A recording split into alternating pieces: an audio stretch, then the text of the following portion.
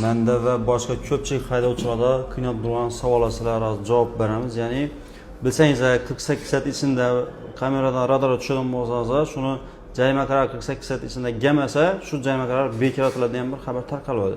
Hozir shu narsaga bir og'am bilan oydinlik kiritib beramiz. Og'a, qisqacha tushuntirib bersangiz, Chipol dasturi. Qisqacha tushuntiradigan bo'lsak, hozirgi kunda yanglishmovchiliklar fuqaro tomonidan e'tirozlar o'tiribdi. 48 soat ichida men yetib kelmadi deb. Bu yerda yozilgan 48 soat ichida fuqaroni o'ziga emas, ma'muriy amaliyot bazasiga, yagona avtomatlashtirilgan ma'muriy amaliyot bazasiga kelib tushadi. Masalan, hozir misol qilib ko'radigan bo'lsak, shu transport vositasi 16-mart kuni soat 10:11 da tezlikka tushgan. Bu bizning ma'muriy amaliyot bazasiga 17-mart kuni soat 13:00 da уже qabul qilib turibdi baza.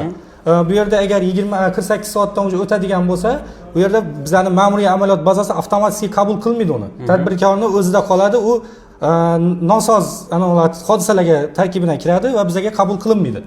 Demak, bunday ekandan 48 soat ichida jarima qarar kelmasa hisoblanmaydi degan joyi u narsa xato narsa. Birinchisi, ikkinchisi esa u 48 soat degan narsa mana bu sizlarga taalluqli narsa ekan. Tadbirkorlar sizlarga bog'liq narsa. Masalan, bu tadbirkorga tushgan narsasi vaqtina tadbirkorga qilingan. Shunday. Tadbirkorning kamerasidan tushgan vaqtina bu sizlarning bozorga tushgan vaqtdan. Shunday. Agarda shu narsa tadbirkorlikdan masalan 16-sida men tushganman, sizlar masalan 18 kun yuborsa, bu narsa 48 soat o'tsa, shunda bu narsa qabul etiladi. Shunda yana qabul qilinmaydi. O'zi avtomatik qabul qilinmaydi, uni o'zgartirish, boshqa qilish iloji yo'q. Bu avtomatik o'zi baza ilinadi 48 soatdan. Avtomatik 48 soatdan keyin ilinadi o'zi. Demak, ana tushunarli bo'ldi. Bu yo'lni hamma haydovchilar bilinglar, chunki ko'pchilik haydovchilar mana shu 48 soat degan narsaga tushunmaydi. Yana biz sizlarga qo'ldan kelgancha tushuntirib berdik. 48 soat degan narsa bu tadbirkor bilan bazaning o'rtasidagi narsa ekan. Ya'ni tadbirkor masalan 19 kun o'sha kamera tushgan bo'lsa, lekin bu narsani 21 kuni, endi soat bilan to'g'ri hisoblashga 48 soat 21 kun yuborsa, bu narsa ham bu baza qabul etmaydi. O'zi ham avtomatik inladagi berib degan mana. Bu narsa tadbirkor bilan aynan mana shu markaz bilan o'rtasidagi narsa, bog'liq narsa.